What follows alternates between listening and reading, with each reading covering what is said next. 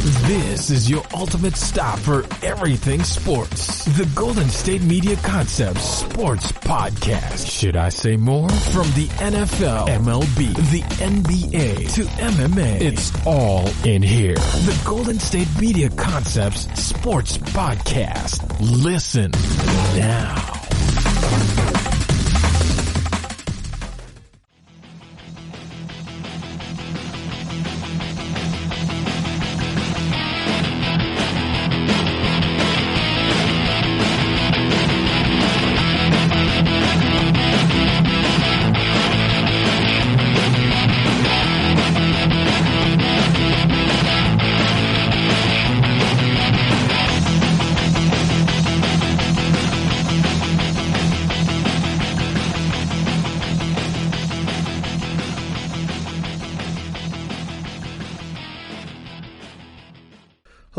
Hello, and welcome back to the GSMC Sports Podcast, brought to you by the GSMC Podcast Network. I am your host, Alex Masford. Thank you so much for tuning into today's episode. Before I start talking about anything sports, I want to remind you guys to subscribe to the podcast so you always get those alerts on your phone, laptop, however you may be listening, and you never miss an episode. Also, make sure to leave us a 5-star review in the comments. We also really appreciate that as well. And make sure to follow us on all social media platforms, Twitter, Facebook, Instagram. We love to interact with you guys there, so make sure you give us a follow on social media. Whatever you have social media-wise, we here at the GSMC Podcast Network have as well. I hope wherever you are listening, however you may be listening, that you are and your family are safe, happy, and healthy during these times. And we have a fantastic show for you guys today. We had a little bit of a bombshell, which I'll get into in a minute in the sports world. I will be getting into that in just a few moments. I'm also going to be touching up on some basketball stuff and also some more football things as well. But let's just get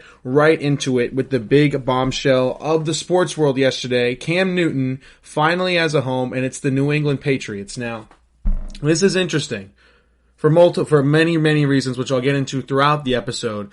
But the first thing is that if you guys remember a couple weeks ago, there was a report that the Patriots were not interested in Cam Newton and that they were not going to bring in a veteran quarterback. Those reports circulated, I think, right when Andy Dalton was signed by the Dallas Cowboys. Those reports came out that the Patriots were not interested in a veteran quarterback. They love Stidham. They're going with them. All these reports of how great Stidham is, shows up early, comes in late.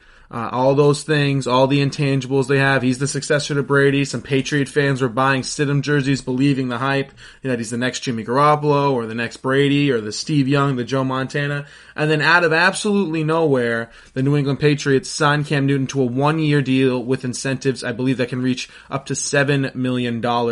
Now, I believe Cam Newton is worth more than that. The Patriots didn't have a lot of cap to work with, so it's not necessarily their fault. But also, Cam really didn't have a market, and I'll get into that in a little bit. But I want to start off with Cam Newton's side of this, because this is an absolute win for Cam Newton. Now, Cam Newton was obviously cut by the Carolina Panthers. They signed Teddy Bridgewater, and Matt Rule wanted to go in a different direction.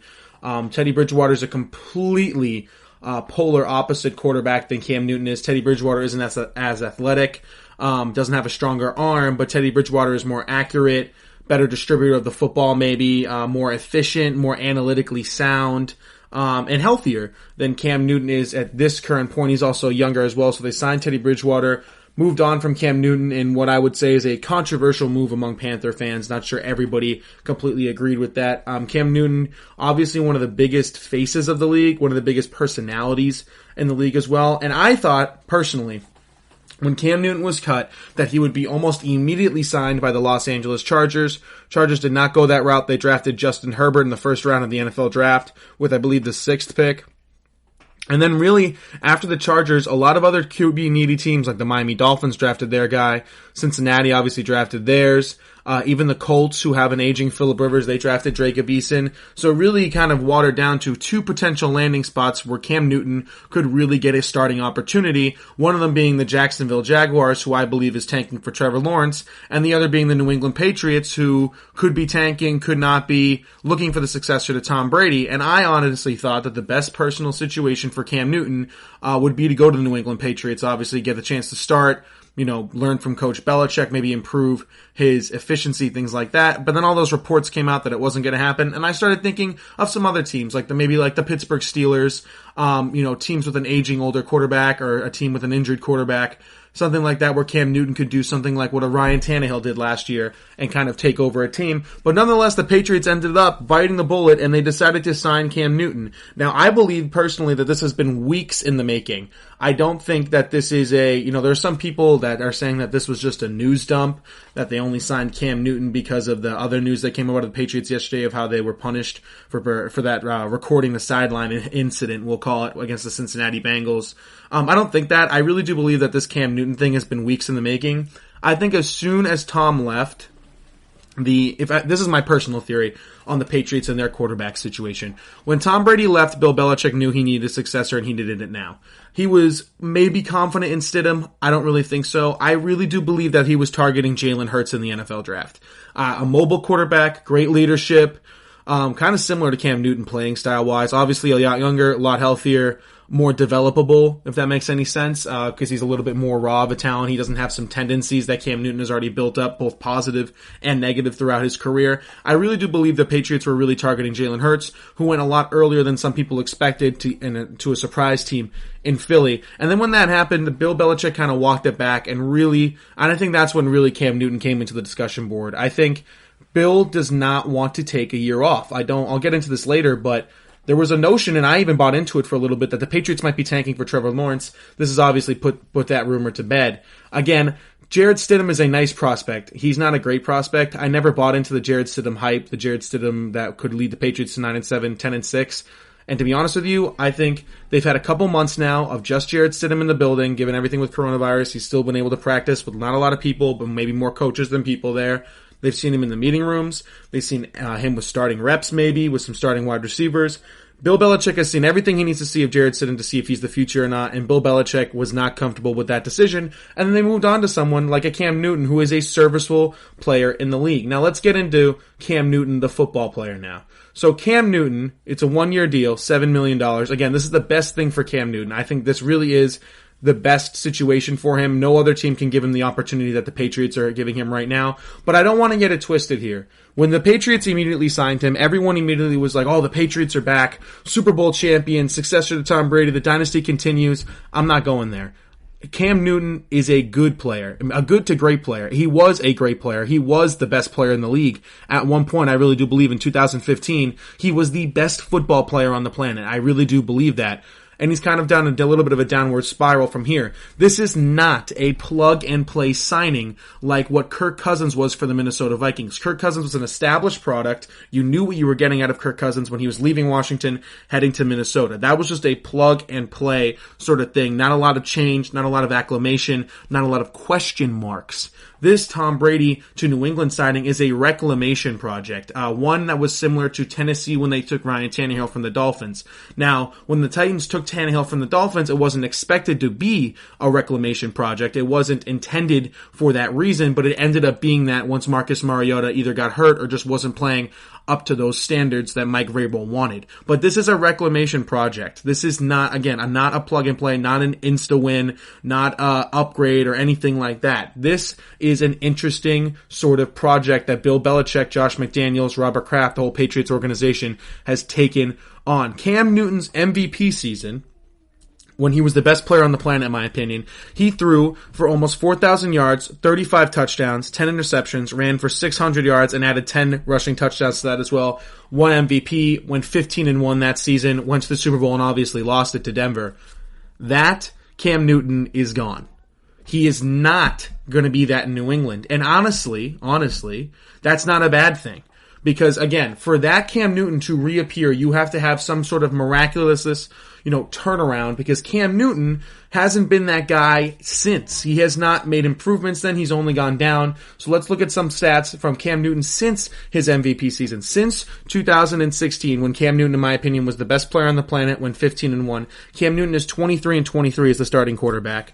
A touchdown, interception, 65 touchdowns, 44 interceptions. That's okay. Win-loss, 23-23, like I just mentioned. Again, average to okay. Pass yards a game, 230. Average to okay. okay. Completion percentage, 59.6, okay to not so great. Passer rating, 82.6, average to okay. So since that MVP season, Cam Newton has been the definition of an average quarterback in the league, an average, not efficient quarterback in the league. The way Cam Newton has survived almost throughout this entire patch since 2016, and why he wasn't maybe, a backup earlier, is because he's a home run play. Because Super Cam is a real thing. Cam Newton, since 2016, maybe hasn't been that Superman Cam that we all saw that MVP season, but he's been giving you moments. He's been giving you those deep balls. He still has velocity when he throws the football. He can still run. He can still wreak havoc on a defense to keep them honest. And he's still this massive 6'6", 250-pound human being athletic quarterback who is the definition of a dual threat machine. And that is something that the Patriots have seen and they think they can recreate.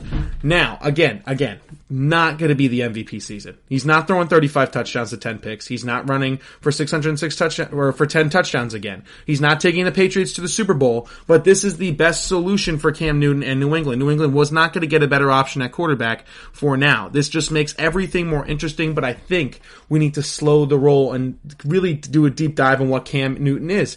Not to mention the injuries. Alright? The injuries. Cam Newton is 0-8 his last 8 starts since November of 2018. Again, he's been injured, so there's something there. 0-8, 2 shoulder injuries, 2 shoulder surgeries, a foot surgery and an injury. Some people claim that he could have been benched by Kyle Allen. That's something I'm not exactly positive happened. It was weird. Cam Newton was playing hurt. He didn't get shut down for the season. They kind of moved on with Kyle Allen and then shut down Cam Newton. So I don't know if I would go that far, but some people have been saying that Kyle Allen outplayed him. I don't know. Kyle Allen started 4-0 and then didn't win a game for the rest of the season. Cam Newton in his last 4 starts is 0-4, 6 yards per attempt, 56 completion percentage, 2 of 15 on downfield throws. So recently, the classic saying in the NFL and really the world is, it's not what have you done for me, it's what have you done for me lately. Cam Newton lately hasn't done anything. And that is a problem, and that's why it is a reclamation project. Again, not a plug-and-play, seamless transition like Joe Montana to Steve Young was. I've seen some people make that comparison on Twitter. It is not that. Cam Newton is a great player. I would still have him as a top 15 quarterback in the NFL when healthy, but he is not the number 1 football player in the world anymore. He's not a top 5 quarterback anymore. He is still in his prime, and that's what he has on his side. Another thing that Cam Newton has on his side is that this is the ultimate opportunity to prove himself. This is the best defense Cam Newton will have ever played with in his entire NFL career. Yes, the New England Patriots defense that is currently on the team right now is probably the best defense in the league. Maybe Baltimore rivals it, Pittsburgh, but I would probably take the New England Patriots defense with that secondary. Best cornerback in the league, Stephon Gilmore. Best defensive coach in the league, Bill Belichick. They're going to hold the opponent to under 24 points a game. Maybe even under 21 points a game. And they're going to maybe score as a defense as well. So can Cam Newton with the New England Patriots get his team to 24 points a game? Can he lead the New England offense to 24 points and just let the defense keep them in games? And I think that's going to lead to a winning formula. I really do believe Cam Newton can do that. And yes, this is an opportunity for Cam as well because the New England Patriots defense is going to keep him in games, like I just mentioned. They're going to keep the games close, and if Cam Newton can just win some of those games, win those games that are close in the fourth quarter, show some moments, show some, flashes of what Super Cam was that great 2015 year, then even if he isn't the long-term answer for the New England Patriots at quarterback, if he shows flashes of that Super Cam 2015 season, leads the Patriots to a winning record, gets to the playoffs, wins the division, and even if he lost in the first round to a wild card team, another team would take a chance on Cam Newton, maybe for more money, longer deal, more commitment. I don't know if he's the long-term answer again in New England, but he could be for somebody else, and this is the perfect opportunity to do that. And you already know that this is the best offensive line Cam Newton's ever played with because Tom Brady hasn't gotten hurt in almost 20 years, and Cam Newton had a terrible offensive line, was trying to do everything for himself in Carolina, trying to, make something out of nothing, which led to the shoulder surgeries, which led to the foot injury. Those things aren't going to happen in New England. So if Cam Newton is healthy, which is a big if, he's past his physical, he's a member of the Patriots, but if Cam Newton can stay healthy, get that winning record this season, improve maybe some efficiency things, which I'll talk about in my next segment, which is what I believe the system will be around Cam Newton. This is a win for Cam Newton. And again, I'm so excited to see this play out. It's going to be absolutely fantastic to see. This just made the NFL so much more interesting. I mean, this is much-watched television, seriously. With Bill Belichick as the head coach, Cam Newton, the most freakish athletic specimen I think we've ever seen in the National Football League at the quarterback position, right? Since what, John Elway maybe? That is coming into Bill Belichick, the greatest football coach of all time system, with that defense, right? What if we had a Patriots-Tampa Bay Super Bowl? My mind is racing about stuff like that. It's going to be absolutely crazy. I don't think Cam Newton is going to lead them to a Super Bowl, but who knows? Things could change. Things can happen.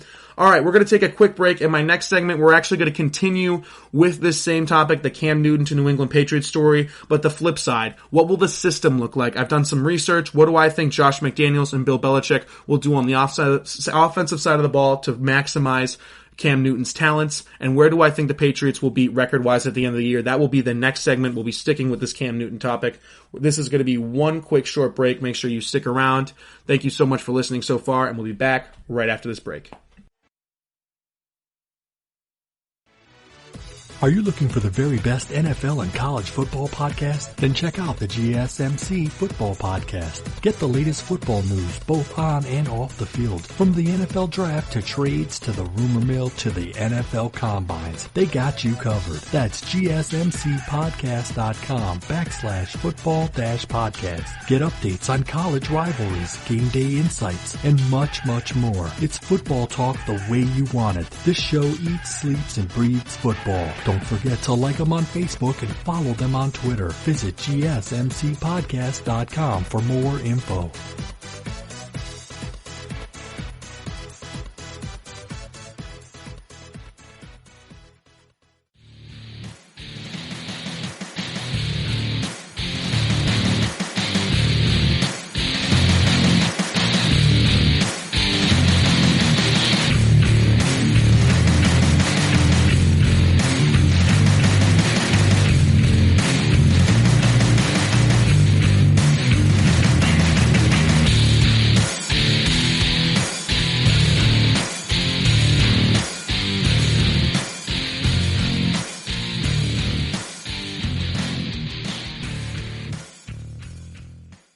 All right, and we are back here at the GSMC Sports Podcast, brought to you by the GSMC Podcast Network. I'm your host, Alex Masfer. I just got finished talking about my initial reaction and kind of some quick statistics about Cam Newton signing with the Patriots, and I want to stick with this topic, but a different angle of it. What do I believe is the Patriots offense and what the Patriots team now is going to really look like record-wise from every single standpoint, and why this could actually work out. So last segment I kind of talked about the cons, what might not work with Cam Newton. Now he hasn't been great recently, and why this doesn't put the Patriots as immediate Super Bowl contenders. But I want to take the flip side of the coin now. I want to play a little bit of devil's advocate of why this could work for New England, and why maybe that the stuff of the Cam's past over the past couple of seasons, we're not all entirely on Cam's shoulders, and why the New England Patriots could potentially have, a Drew Brees situation on their hands. Yes, I said it, Drew Brees. Now, if you remember, Drew Brees got hurt playing with the San Diego Chargers at the time. No one really gave him a chance until the New Orleans Saints came around. Drew Brees was, I believe, 32, maybe even 31 at the time. And then obviously the rest is history, became the future of New Orleans. I don't believe that's going to happen with Cam Newton, like I mentioned in my last segment. I don't believe Cam Newton is necessarily the future of the New England Patriots. I don't exactly trust his health, exactly trust what he's been doing product-wise on the field the past couple of seasons. Well, I like this fit. I don't love it. I want to take the flip side. I want to see what is the best case scenario for the New England Patriots. But before I get into that, let's start real quick with what I believe the Patriots offense will realistically look like next year. And next year, the Patriots offense is going to be looking completely different than what it's looked like the past 20 years. Now, the Patriots are absolutely kings and are probably the best in sports history at reinventing themselves as a team. Like I think I mentioned maybe a couple episodes ago when I was talking about Tom Brady. Tom Brady with the New England Patriots has won with a ton of different teams with the Patriots. Teams that were more ground and pound, with the Randy Moss years, air raid sort of offense. Josh McDaniels and Bill Belichick have always reinvented this football team. Constantly changing, constantly adapting to the name of the game. And that's what they're doing here with Cam Newton, in my opinion. The game has been moving more away from traditional pocket passers. Those traditional statues in the pocket like Phillip Rivers, Drew Brees, Tom Brady, and more towards the Patrick Mahomeses, more towards the Lamar Jacksons, where your best athlete is the quarterback, and he can make those throws. And maybe he isn't as accurate, but he's a home run hitter. The big plays happen. Stuff like that matters in the NFL, and that's the way that the NFL is trending. It's more mobile. It's more move the pocket. It's more college-based scheme system, and that's what Cam Newton thrives in. And I understand where some commentators might say, well, Cam Newton doesn't fit the standard mold of a pocket passer, and that's what New England's done for all these years. Actually, no, they haven't. They've reinvented themselves every time they've had a new quarterback on the roster. The Jimmy Garoppolo, Jacoby Brissett, few stints. Jacoby Brissett had about 2 games. They completely reinvented themselves into a team that would move the pocket more, as Jacoby Brissett's a little bit more athletic. Not really dual threat like Cam Newton, but more athletic, moving the pocket, extending plays, stuff like that. And they won that game against Thursday night against the Houston Texans 16-0. And that just proves to me now with all this time how Bill Belichick and Josh McDaniels can really shape Cam Newton and use him to his strengths. And why I believe this could, like I mentioned, the flip side of the coin, actually work out really well for the Patriots. And I think the biggest X factor of all this, besides Cam Newton, his health, what he looks like, isn't even Bill Belichick. I really do believe it's the offensive coordinator, Josh McDaniels. If you remember, Josh McDaniels really made his name as the head coach in the Denver Broncos when Tim Tebow was the quarterback. Josh McDaniels took Tim Tebow to the playoffs, and that season Tebow had a 2-to-1 interception ratio, ran for 660 yards and 6 touchdowns. Now, Tim Tebow is not a good NFL quarterback. He is a dual-threat quarterback, way more of a runner than a passer, and you can consider him a dual-threat quarterback, I guess, but he's not good at it. Now, if you take Cam Newton, plays a pretty similar style to Tim Tebow, just at a Greek god level, some things could really happen that could turn out special and magical for the New England Patriots. For example, Josh McDaniels could, I think what he's going to do is take a little bit of what the Patriots have been doing the past 20 years, some aspects such as keeping the quarterback from hitting the ground and getting the ball out quickly. So those two things, and also kind of adapting some of the things he had in the Tim Tebow era, a lot of RPOs, a lot of spreading the pocket, a lot of moving the pocket, a lot of extending plays, things like that, more deep balls as well. My only concern with that scheme, while it looks great on paper for Cam Newton, a system where Cam Newton can get the ball out quickly and not get hit while also making plays with his legs is exactly what Cam Newton needs, especially right now in his career. Maybe a little bit earlier in his career, you could argue that Cam Newton was better when it was the deep ball and he was hanging on to the ball forever, which is what was happening in 2015. But due to Cam Newton's injuries, I would probably, if I was a New England Patriot head coach, want to see Cam Newton get the ball out a little bit more quickly, especially when they don't have a real deep threat receiver. N'Keal Harry still hasn't developed yet. Julian Edelman is not a deep threat guy. Unproven at the tight end position. They drafted 2 guys this year. No real deep threat. I would love to see, and what I do believe Cam Newton will do with the New England Patriots and what Josh McDaniels will do is get the ball out quickly, more of a little bit of a spread offense, a lot of slants, a lot of outs, a lot of timing routes, a lot of break routes, a lot of out routes, things like that, while also having a lot of QB runs. And what it's going to remind me a lot of is Lamar Jackson his first year in the league, and maybe even a little bit this year in the league. I don't think Cam Newton's as good as Lamar Jackson, obviously. I think there are some aspects where Cam Newton is better than Lamar Jackson at. Maybe probably the deep ball. I think he's probably a little bit more. Cam Newton also has a lot more experience, throws the ball with a lot more velocity. Not saying that Cam Newton's a better quarterback than Lamar Jackson. He's not. But there's a lot of designed runs and blocking schemes that happen with Lamar Jackson, specifically that first year. That first year, Lamar Jackson was a just run-first quarterback before he kind of developed as a passer. I think some of those concepts as well could be used with this New England Patriot offense. A lot of quarterback design runs, a lot of use of the fullback as a blocker, a lot of use of the running back as a blocker as well, just running to the right, inside zones, both right and left. I think that could serve Cam Newton really well as well. So I would expect actually Cam Newton to run even maybe more than we've seen the past couple of seasons. Again, that also depends on his health. Again, I don't see a true deep threat receiver on this New England Patriot team. There's Bird. I think his name's Jamari Bird. They brought over from the Arizona Cardinals, who's a speed demon. Didn't have a lot in Arizona. He's a young guy, but again, would be a classic Patriots move to get this kid off the street who is fast and has all the talent in the world, potentially speed-wise and footwork-wise, and turn him into one of the best deep threats in the league. Wouldn't surprise me at all. Also, if one of these tight ends could maybe hit, then you could be really looking at something. But what I mentioned in the last segment, though, is this defense is going to keep the Patriots in games. So if you just keep the Patriot in games, right? If you keep the entire Patriot team in the game, let's say that going into the fourth quarter, it's, 17-14 Patriots. I trust Cam Newton in the fourth quarter to close out that game. Absolutely. With a rushing style attack, you can just ground and pound with Sony Michel, James White, Cam Newton as well. The offensive line will be the best offensive line Cam Newton's ever played with. Get the ball out quick, keep Cam Newton off the grass, keep him healthy. Then you could be really looking at something, really looking at a future dynamic for the Patriots. Again, I don't think Cam Newton will win a Super Bowl in New England, but he could. I could be wrong. He absolutely could. This system could thrive. Josh McDaniels could maybe run the system he's maybe always wanted to run.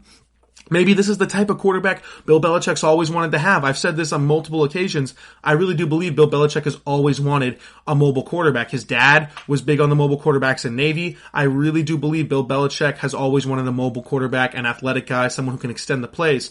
If you look throughout the entirety of the Patriots dynasty, the quarterbacks that have given Bill Belichick the most problems are mobile quarterbacks. Colin Kaepernick gave him fits. Lamar Jackson gave him fits. Cam Newton is 2-0 against the New England Patriots in his career. Things like that matter. That Bill Belichick is super, super great when it comes to attention to detail, and he knows what beats him. He knows, it's almost like if you can't beat him, join him type of thing, where I struggle against mobile quarterbacks. I know how good they can be, how effective they can be in the NFL against a great defense that I built here in New England. Why don't I take one? Why don't I take a Cam Newton who's still in his prime at only 31 years old? Maybe get this reclamation project going, keep him healthy, throw the ball quickly like I've mentioned, extend the pocket, keep him off the dirt, make short passes.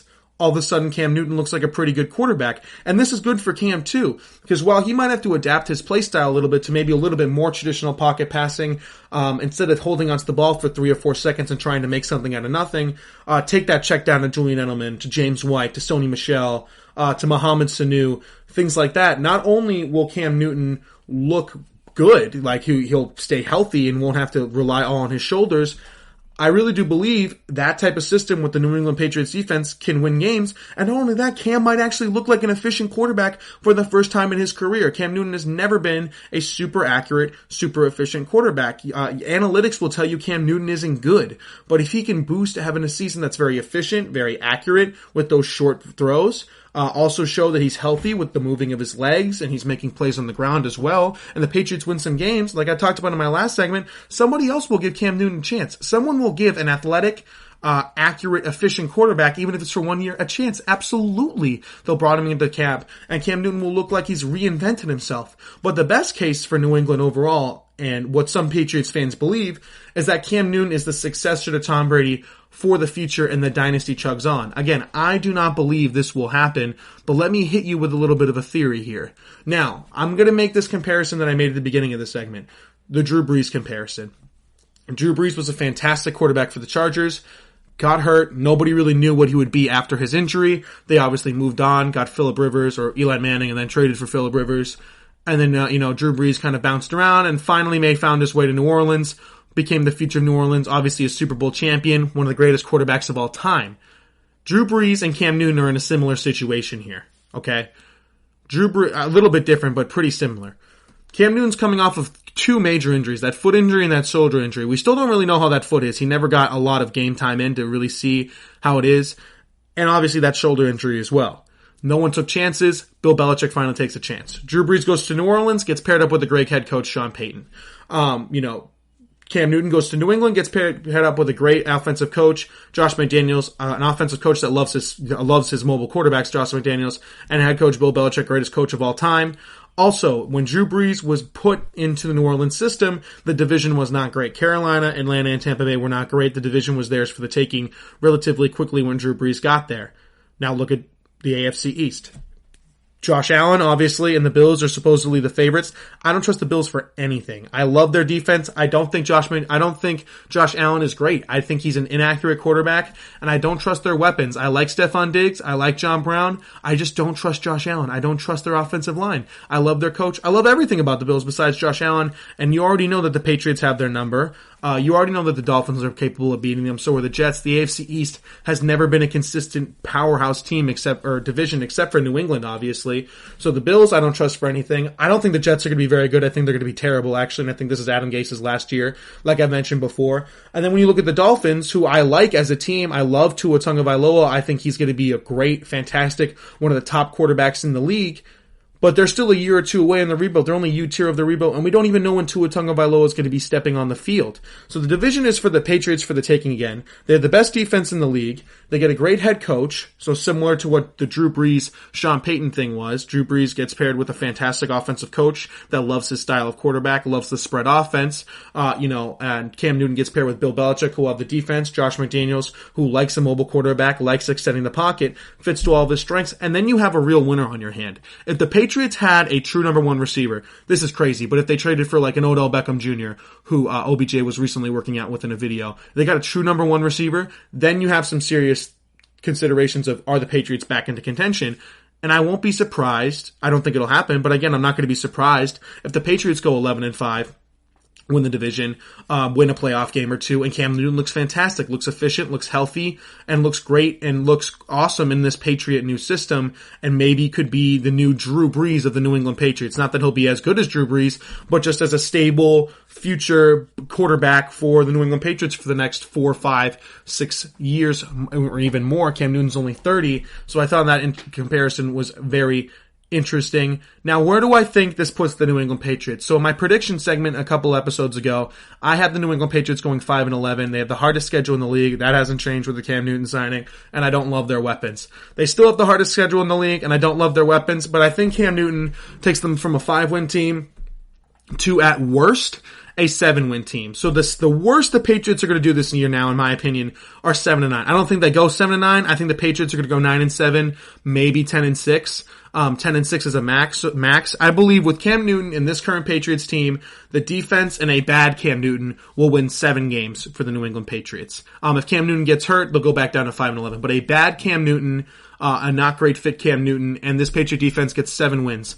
A good Cam Newton, a realistic good Cam Newton, could get the Patriots to maybe 10 wins max. Obviously, if he returned to his MVP form, which he won't, they could go 11-5, stuff like that. But I don't think so. I think a realistic low floor is a 7-9 team, and a realistic ceiling is 10-6. I think they'll finish between 9-7 and 10-6. I really do believe this will get to work out at some standpoint, and I think having a pretty easy division helps Cam Newton as well. It's going to be fantastic. It's going to be so interesting to see. I can't wait to see Cam Newton in the Patriot uniform with Bill Belichick as the head coach, what this new Patriot offense is going to look like. We're going to take another quick short break. On the other side of the break, we have some news in the NBA. J.R. Smith has officially signed with the Los Angeles Lakers. I will be talking about the Lakers and seeing if they have enough to win a championship in comparison to the other teams in the West and the East. We'll be going through some matchups there. Thank you so much for listening so far. I'll be right back after this break.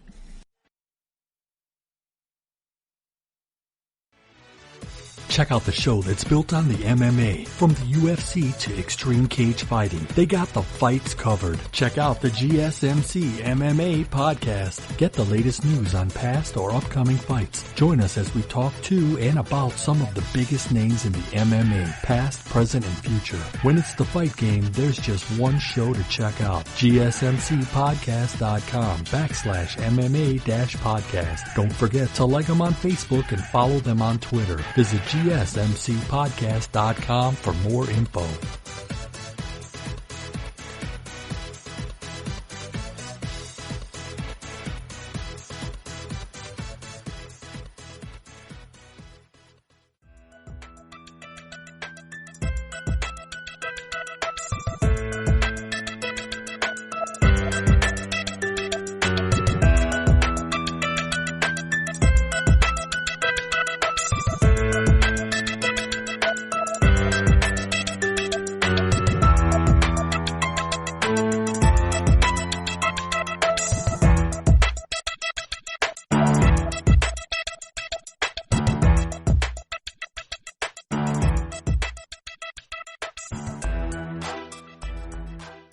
All right.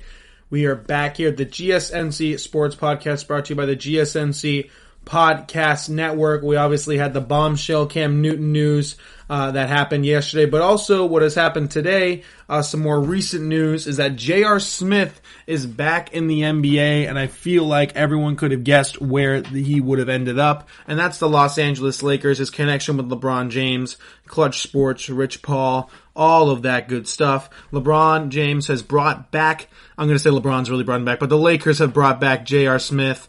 He is going to be, the details haven't exactly come out yet from Woj, but I'm assuming 1 year for however much, probably the league minimum, just to finish out this season. The Lakers obviously got a free roster spot because of the Avery Bradley news that came out that he wanted to take. He's not going to come back and play for the Lakers in Orlando to spend some time with family. So they got another roster spot, and they decided to use it on J.R. Smith, who's a shooting guard. Now, just real quick, what is J.R. Smith going to bring to this Lakers team? He's going to bring three-point shooting, which is something that LeBron loves. LeBron's obviously got some great chemistry with J.R. Smith. They played together throughout those Cleveland years. He's really just going to be a 3-and-D type guy. I'm actually not going to be surprised. Avery Bradley was starting for the Los Angeles Lakers when he was playing, obviously, this entire season, I believe. So it wouldn't surprise me at all if J.R. Smith is actually the starting guard, and they don't bump up like a KCP or a Alex Caruso. I really do believe that J.R. Smith will actually just fit right into that starting role. He's apparently been working out with LeBron, the whole Clutch team. A lot of players who are represented by Clutch Sports have been working out. Again, J.R. Smith is a great fit for the Lakers. He'll bring entertainment, he'll bring energy, he'll bring juice, whether it's starting or off the bench. Again, 3-point shooting. He knows how to play with LeBron. He knows how to win with LeBron, more importantly. LeBron's going to want to do a lot of pick and roll with Anthony Davis, and when Anthony Davis is off the floor, he's going to want to do a lot of drive and kick as well to shooters like KCP. Avery Bradley was one of those shooters, so they replace him with J.R. Smith. One thing that J.R. Smith can't bring to the table, which is what Avery Bradley was consistently bringing to the table for the Lakers, is defense. Now, Avery Bradley is one of the best defenders in the league, one of the best matchup guards in the league. He can guard any guard on the floor. Patrick Beverley, he's fantastic. He was great in Boston. He was great in the Clippers, and now with the Lakers. He's always been a great defender laterally, always been a great defender on the perimeter as well. Good 3-point shooter, which J.R. Smith will bring, but they will be missing his defense. And I really wanted to think that this is actually a bigger loss than people think, because now when you go up against some of these teams that I'm going to mention, you're losing your best perimeter defender, which is a problem for the Lakers. And I think it's going to mean that LeBron in particular is going to have to step up defensively. You know, Anthony Davis will bring it defensively. JaVale McGee as well will also bring a great defensive presence. Rajon Rondo, if he's in the game, will bring a good, decent defensive presence. He's not as quick as he used to be, but he's physical and he's tough. I think he might have to step up. But again, other than that, those are the three best Laker defenders. Avery Bradley was the best, so LeBron's going to have to step up huge in that regard. And it is a little bit of a problem, especially when you get into a team like the Los Angeles Clippers. Now, with the Clippers, you had it pretty easily matchup-wise. Not easy, I should say, but you knew your matchups. LeBron was probably going to guard Kawhi. Montrezl Harrell would go against Anthony Davis when he was in the game. Anthony Davis would just be in the front court normally. And Paul George would probably be guarded by Avery Bradley. Now that Avery Bradley's gone, Paul George is guarded by who? Maybe a J.R. Smith? I don't like that matchup. I think Paul George would exploit that. Things like that are now a problem for the Lakers. So Avery Bradley, don't get it twisted, is a massive part of this Laker team, and he's a crucially important player when it comes to the playoffs, so it is a big loss. How are the Lakers going to make up for it? Again, I think LeBron James is going to have to step up yet again. He's been doing it his entire career. Back when he was with the Heat, his defensive level was at an all-time high. It kind of sort of slipped when he went back to the Cavaliers because of the offensive burden he had to carry, and he still carries that offensive burden pretty large for the Lakers right now, but he's going to have to step up defensively. We're going to have to see some Miami Heat LeBron defense, some tough physical defense against guys like Kawhi, guys like Paul George, even against Giannis Antetokounmpo. It's going to be a little bit more difficult now because you know that Anthony Davis and LeBron James were going to go after Giannis. Eric Bledsoe, Chris Middleton now, who might have been guys that were guarded by Avery Bradley, don't have that opportunity. But just overall, I want to go through some matchups, and how long do I think it would take for the Lakers to potentially, because I've said this before, I still think the Lakers are winning the championship. Even though with the loss of Avery Bradley, The only thing that could concern me is that maybe Avery Bradley is the difference between beating the Clippers in 7 or losing to the Clippers in 7. For the other teams, I think that they could take care of it. So I just want to go through some of the teams and how long do I think, what could give the Lakers troubles? Could the Lakers beat this team? And how would they do it, sort of thing. So let's start off with a potential championship matchup against the Milwaukee Bucks. I do think the Lakers would win this. I do think this is going to be the NBA Finals. However, I won't be surprised, like I mentioned before, if the Boston Celtics actually do beat out Milwaukee again and make it to the NBA championship and we get a Celtics-Lakers final. Wouldn't surprise me at all. And I'll get into them in a minute. But for the Bucks, I think that the loss of Avery Bradley wouldn't impact a series against the Bucks as it would against maybe the Celtics or the Rockets or even the Clippers, because of the not elite guard play for the Milwaukee Bucks. Chris Middleton is more of a forward. Giannis is also a forward as well, and I just don't believe that they would give them a ton of issues, a ton of problems, especially when it comes to Eric Bledsoe. I think he could be guarded up one-on-one by a lot of people. If Kyle Korver checked into the game, other guys who plays the 2 from Milwaukee, I think that would be okay as well. But Giannis would be the main focus against Milwaukee, and I think that a team with Anthony Davis and LeBron James will be able to handle that and would be able to handle the guard assignments. Now we get into the Boston Celtics. Now, if the Celtics do make the playoffs, it's a different story. Because who's guarding Jaylen Brown? Who's guarding Kemba Walker? Who's guarding Jason Tatum? Who's guarding Gordon Hayward, right? So those are the 4 big guys for the Celtics right now. Jason Tatum would get taken probably by LeBron. But then the Avery Bradley would need help, right? If he was playing for the Lakers against someone like Kemba Walker, especially, would probably be the matchup that, Avery Bradley would have taken. KCP's a good defender. He could go up against, maybe Jaylen Brown. But that's a matchup now that I'm not so confident in the Lakers winning. I do believe the Lakers would win. I think I had it in 6. It might go 7 now. The lack of defense around the perimeter could really hurt them against the series against the Celtics. And I almost feel like the Lakers would want to play the Bucks a lot more than they want to play the Celtics, even though the best player is Giannis, and Giannis would be a really tough player to guard. I think just matchup to matchup wise, it's better for the Lakers to play the Bucks than it is a team like the Boston Celtics. Now let's go back to the West. So those were some 2 championship potential matchups. Let's just take it back for a second and go to the West. If the Lakers had to play someone like the Houston Rockets, and I mentioned this before, the NBA in this bubble is going to go as far as their stars go. So don't be surprised if James Harden continues to get the whistle, Westbrook continues to get the whistle, LeBron gets the whistle, Giannis, all these superstars, the whistle does not tighten up in Orlando. I wouldn't be surprised if that happens. Now you have 2 elite guards, Westbrook and Harden. Who will be guarding them? You can assume LeBron can maybe take Harden, or maybe even Westbrook, but who gets the other? Now you have a J.R. Smith, a KCP, a Rondo, matched up against a James Harden. I don't like that matchup. Matched up against a Westbrook. I don't like that matchup either. So that could cause them some serious problems. So teams with good guards are the teams that are going to start to exploit the Lakers now with the loss of Avery Bradley. And that is something that Frank Vogel, LeBron, AD should be concerned about when it comes to playoff time. And now let me finish it up here with the Los Angeles Lakers versus the Los Angeles Clippers. Again, the Paul George factor now will be huge because Kawhi will be guarded by LeBron. Montrezl Harrell will be guarded by Anthony Davis when he's on the floor. But in those crunch minutes, Lou Williams is going to be playing point guard. Paul George is going to be playing small forward. And then maybe Montrezl Harrell plays center and maybe they go small ball with Mo Harkless. Or it's, big ball, but however it is, who's guarding Lou Williams now? Rondo? KCP? These same names I've been mentioning? I don't love it.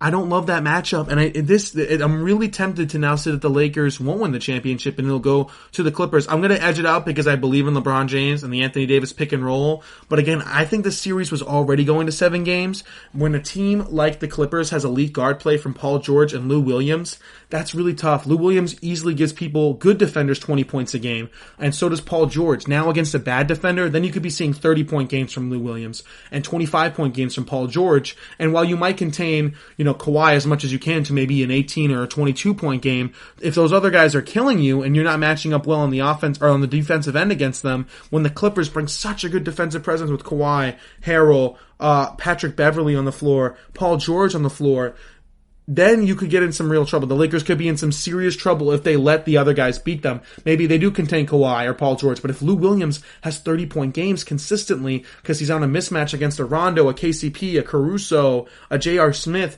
then the Lakers could be in some serious trouble. But again, I really do believe at the end of this, it always comes down to one person, and that's LeBron James. LeBron James is the face of the league. He is the face of the Lakers. He's going to have to step up defensively. And yes, this is just another roadblock that he'll have to face in his career, the loss of the best defender on his team, besides maybe himself or Anthony Davis. The best perimeter defender, I should say. The best perimeter defender on the team is not coming anymore. How can LeBron overcome? How will LeBron overcome? I really do believe he will. Again, 7-game series. Definitely not as confident as I was before that the Celtics, just to recap, the bad matchups for the Lakers right now are the Clippers and the Celtics, and both of those teams have good chances of making it to their conference finals or maybe even the NBA finals for them. If it's a Celtics-Lakers matchup, I think that would go 7 games now. I already thought that Lakers-Clippers was going to go 7 games, but who knows? Maybe the Clippers do end up winning the series. I'm still going to bet the Lakers because of the LeBron James factor. We're going to take one final short break to finish off the show.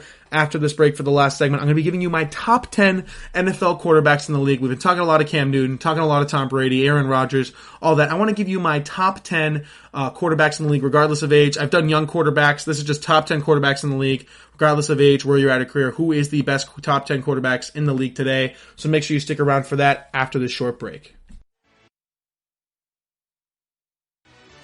Are you looking for help for your fantasy football team? Check out the GSMC Fantasy Football Podcast. Get today's best advice on who to start, who to sit, even who you should draft. From sleeper picks to red hot lineups, they got it all covered for you. That's GSMCpodcast.com/fantasy-football-podcast. We'll cover traditional leagues, dynasty, PPR, even IDP leagues. When you need fantasy help, there's just one show to hit up. Don't forget to like them on Facebook and follow them on Twitter. Visit GSMCpodcast.com for more info.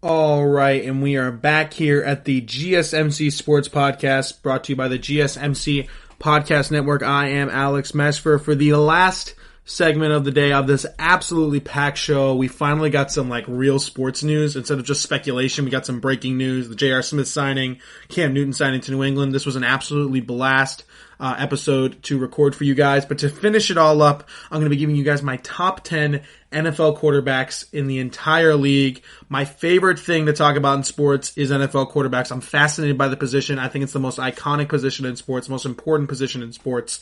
And I'm super excited to talk to you guys about it. And we're going to have top 10 quarterbacks, and we're just going to get right into it here. So at number 10, I have Jimmy Garoppolo here, and I've talked about Jimmy Garoppolo a lot because I do have him in that tier of quarterbacks that is a great quarterback, but you need a lot of talent around him to go to a Super Bowl, which he just did, obviously, with the San Francisco 49ers.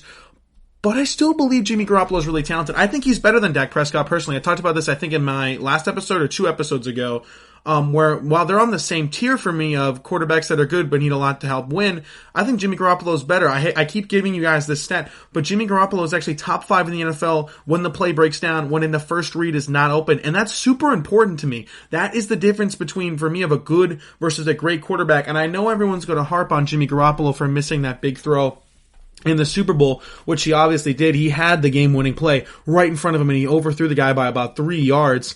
And again, that is a bad moment for Jimmy Garoppolo, but ever since then, people have been trying to diminish Jimmy G. Obviously, San Francisco was considering signing Tom Brady. I still think Jimmy Garoppolo is a fantastic quarterback. All he does is win football games, and I know Dak Prescott does as well, but to win football games and be one of the reasons why your team is elevated, which is the difference between Dak Prescott and him, in my opinion, it's just absolutely incredible stuff, and I really do believe that Jimmy Garoppolo is maybe one of the more underrated quarterbacks in the entire NFL now. And yeah, I really do believe he's one of the best quarterbacks in the league. I have him coming in at number 10. Now, let's get to number 9, where I have Matthew Stafford. Now, we haven't heard from Matthew Stafford in a long time. He missed the entire season last year. He is the quarterback for the Detroit Lions, and they've never really been able to seem like to get it right around him. But the big comparison I make with Matthew Stafford is Carson Palmer. Carson Palmer was a fantastic quarterback for the Cincinnati Bengals, super talented, can make all the throws, but they just never built a good team around him, never had a good head coach, never had a good support system around him, and that led to his Bengal career not being so great. As soon as he went to another team in the later part of his career, went to Arizona with Bruce Arians, went to the NFC Championship game, was one of the best quarterbacks in the entire NFL. And I really do believe that could happen to Matt Stafford if, the Lions continue to not get it right and maybe they eventually part ways. But I want to hit you with this stat about Matt Stafford, who recently just turned 32 years old. Here's where he ranks all time among quarterbacks through age 31. He is first in attempts, first in completions, second in yards, and third in touchdowns. In NFL history, no person has thrown more balls through the first, through 31 years, right? Through age 31 of NFL quarterbacks. No one has thrown more balls, had more completions. He's second most in yards and third most in touchdowns. He is one of the best quarterbacks in the entire NFL, and nobody's talking about it because he plays for the bad, trash Lions, who really need to get a system around him, get him a true number one receiver again. Obviously, Eric Ebron left, and he really flourished in other places. That was a kind of a gut punch to Matt Stafford and the entirety of Detroit. Megatron obviously retired early, things like that. If they can get some good pieces around Matt Stafford, maybe get a real head coach. I don't trust Matt Patricia. Maybe Matt Stafford could have a real future with the Lions. But if he got traded, can you imagine a team like Matt Stafford, maybe not this year, obviously, but after next year, maybe after Phillip Rivers retires, Matt Stafford on the Colts would be incredible. Matt Stafford on the Falcons, if Matt Ryan ever retired or got hurt, would be incredible. The Raiders, some other teams like that have some real weapons, a real head coach that could give him the opportunity to really flourish and actually compete for a playoff spot and have some guys to throw to. So that would be really interesting to see. Matt Stafford's coming in at number 9 for me. At number 8, I have Drew Brees, who I still believe is one of the best quarterbacks in the entire league. Still doesn't have that strong arm that he used to. Struggles to throw a little bit about, the ball downfield. A lot of Drew Brees' success, especially in the later part of his career. I believe this is his last season in the NFL. He's probably going to retire after this year. A lot of success goes to the coaching staff, Sean Payton, guys they've had around him, Alvin Kamara, Jared Cook, Michael Thomas, and now Emmanuel Sanders. I think Drew Brees will have another big year, but you can't deny Drew Brees is one of the greatest quarterbacks of all time. Throws the ball a ton, one of the best, most accurate QBs of all time as well. Throws for a ton of yards, ton of touchdowns. I still think Drew Brees, while he has taken a step back and he's not what Drew Brees was, maybe the year they won the Super Bowl, he's still a really good, effective quarterback. I still believe he's a top 10 quarterback in the league. Drew Brees comes in for me right here at number 8. At number 7 is another guy I've talked about a lot recently, and that's Carson Wentz, who I believe might be the most underrated quarterback in the league. All Carson Wentz does is take people to the playoffs. All he does is lead Philly to the playoffs. All he does is, win games despite lack of receivers. He's kind of the opposite of Matthew Stafford. Well, Matthew Stafford hasn't had the greatest talent around him, and he hasn't been able to make it work. Carson Wentz has been able to make it work. Throws for a ton of yards, ton of touchdowns, not a lot of interceptions. Carson Wentz does not turn the ball over, which is kind of crazy to think about because if you remember, early in his NFL career, he was getting a lot of Brett Favre comparisons. Brett Favre obviously turned the ball over a ton. Not Carson Wentz though. He makes it work. He's got that special ability in my opinion, which is his best attribute. He's got really great escapability as well, but throwing guys open is Carson Wentz's best attribute. He's one of the best quarterbacks in the league at throwing guys open when double coverage is there, fitting into those tight windows, a lot of zip on the ball as well. And like I mentioned before, I think he is the second or third best quarterback. Again, when that stat that I love, when the play breaks down, your first read isn't open, the play isn't going the right way. Who are the quarterbacks that step up in the biggest moment? Who are the quarterbacks that make those plays? And number 3 was Carson Wentz. Maybe even number 4 was Carson Wentz. And again, he's just one of the best quarterbacks in the league. I don't understand the hate. Yes, he's better than Dak Prescott. By a mile, he's better than Dak Prescott. He's better than Dak Prescott at every single thing besides maybe availability. But I think Carson Wentz is getting that fixed. He played all 16 games last year, got hurt in the playoffs, obviously. He's only going to get better, too. He's going to be one of the best quarterbacks in the league when it's all said and done. But right now, I have him at number 7. At number 6, I have Tom Brady. Again, Tom Brady had a big regression last year, had one of the worst years in his career. But I really do believe it was because of the talent around him. I don't know if Tom Brady is the quarterback that he was anymore, where he could elevate, the Julian Edelmans, the Wes Welkers, some of those other guys, those no-names, into stars. I don't know if he can do that anymore, but what he can do is have a big year when he's got guys like Mike Evans, Rob Gronkowski, Chris Godwin, O.J. Howard, Brait, all those guys, that great defense. He'll have a big year with the Tampa Bay Buccaneers. I think the Tampa Bay Buccaneers, led by Tom Brady, will be better than the Patriots, led by Cam Newton. I think Brady will have a better year than Newton as well, just statistically wise from a passing standpoint. No shot at Cam Newton. I just think that's how it's going to go.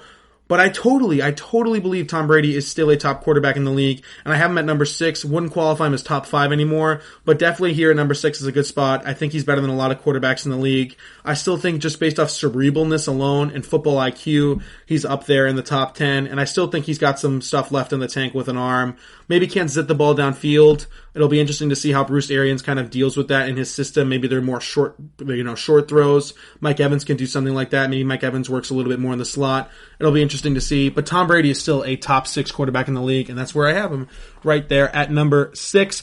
At number 5, I have another quarterback I've been talking about a ton recently. That's Aaron Rodgers, who I think is on his way out of Green Bay. I get it. He regressed a little bit, and I keep mentioning myself, and I know I've acknowledged that Aaron Rodgers led the league in throwaways last year and kind of goes off script a lot. He's still one of the most talented quarterbacks in the league. There's not many quarterbacks I'd want right now for 1 year more than Aaron Rodgers. Had a fantastic year last year. He doesn't turn the ball over. And I get it. He might throw the ball away a lot, but he doesn't turn the ball over. And that's a huge factor, especially when you have a team that could have a potential good defense. Not turning the ball over is everything in football, and it's everything for a quarterback. You cannot be turnover prone and expect to be a high level quarterback. I still think Aaron Rodgers can make all the throws. I didn't see real regression when it comes to his on-field play. I think maybe he got a little bit frustrated last year with the receiving core besides Davante Adams. And I've mentioned this before, Green Bay didn't do a lot to help him with that this year, which is kind of a shame. And I believe he's on his closer to leaving Green Bay than he is to finishing his career with Green Bay, which I think a lot of people would agree with as well. But I still believe that Aaron Rodgers is one of the best, most talented quarterbacks in the league, and I have him coming in at top 5. All right, number 4 might be a little bit of a surprise. I have Lamar Jackson. I have 3 quarterbacks better than Lamar Jackson, and it's no shot at Lamar Jackson. Lamar Jackson is one of the best quarterbacks in the league. Number 4, I don't think he's like a flame out like RG3 was. I really don't believe that, or even like a Tim Tebow was. I think Lamar Jackson's going to be good in this league for a long time. I just still think there are strides he has to make as a passer, especially with the deep ball, throwing with a little bit more zip. I often find that he struggles to put some like mustard behind it and really whip the ball into those tight windows. Things like that will really make Lamar Jackson an even better quarterback. If he can make those strides and make more of those Carson Wentz type throws than some of those lobs that he's used to making, which I absolutely believe Lamar Jackson can make. That leap from year 1 to year 2 was absolutely incredible, something we've really never seen before. Lamar Jackson's a grinder. He's a worker. He could definitely make that next leap. I just think there are some things that he has to step up in the passing game and also in those big game moments. I haven't seen a lot of them. Obviously, no fault to his own. He's only really been playing for a year and a half. But in those playoff games, he kind of shrunk when he's not able to run the ball. When that part of his game has been eliminated against a team like the Titans, against a team like the Chiefs he might face this year in the playoffs, when the defense actually does a good job of containing his run ability, can Lamar Jackson win you big moment playoff games with his arm? I'm not sure if he can just yet. I think he definitely can in some areas, but I don't know if he can beat the elite teams with just his arm. That's why I have him here at number 4. No shot to him. One of the best young quarterbacks in the league. One of the best QBs in the league, period. Number 4 on this list. He will be good for a long time. He's not a flame out, but I just think there are some more strides that he could and probably will make. Number 3 is another young quarterback. I have Deshaun Watson. I believe Deshaun Watson is a better quarterback than Lamar Jackson. While Lamar Jackson is a better runner than Deshaun Watson, I don't necessarily think it's by that large of a gap. I think their escapability and moving the pocket is about the same. But I think Lamar Jackson versus Deshaun Watson, I think Watson is a fantastic thrower of the football and is a way, way, way better thrower of the football than Lamar Jackson. I think he throws an extremely catchable ball. He can zip it into those tight windows versus Lamar kind of struggles with that. He can throw guys open, which I haven't seen a lot of Lamar Jackson doing, but I have seen a lot of Deshaun Watson doing. And I think Deshaun Watson makes a lot more with less. I think Lamar Jackson has a better coach, better run game, better offensive line, better defense, even better receivers now that DeAndre Hopkins is gone. I think in every area the Ravens are better than the Texans, except for quarterback. And I really do believe Deshaun Watson is the sole reason why his team is even in contention, that they were up 21-0 on the Chiefs in the playoff game, which is absolutely crazy to think about. I knew they blew the lead, but Deshaun Watson put them 21 up for a reason. He is that good of a quarterback. I really do believe he's a special type player, and I already think he's a top 3 quarterback in the league. I really do believe he's at number 3 here, and that's where I put him. Deshaun Watson, number 3 on this list. Number 2, the second best quarterback in the league is Russell Wilson. If you don't think that, I think you're crazy. No quarterback is better when the pocket breaks down. Nor quarterback has done more with less. I just talked about how much Deshaun Watson has done with a poor coach, poor offensive line. Russell Wilson's been doing it for years. I think Pete Carroll's a good coach. Lamar Jackson has had a lack of weapons, terrible offensive line, a defense that gets worse and worse every year, a division that gets harder and harder every year, and somehow, someway, Russell Wilson still leads the Seahawks to the playoffs, has never had a losing record in the entirety of his career. He has never had a losing season. Not once. He only threw 4 interceptions last year. Absolutely crazy stuff. He's in his prime right now. I believe he's 30 or 31. Russell Wilson is the second best quarterback in the league, and I would even take arguments that he's number 1, even though I don't believe he is. I think he's a solid number 2. I think there is a pretty big gap between Mahomes, who I'll get into in a minute, Russell Wilson, and the rest of the crew. But again, Russell Wilson, number 2 quarterback in the league, one of the most underrated players. He's an all-time great player.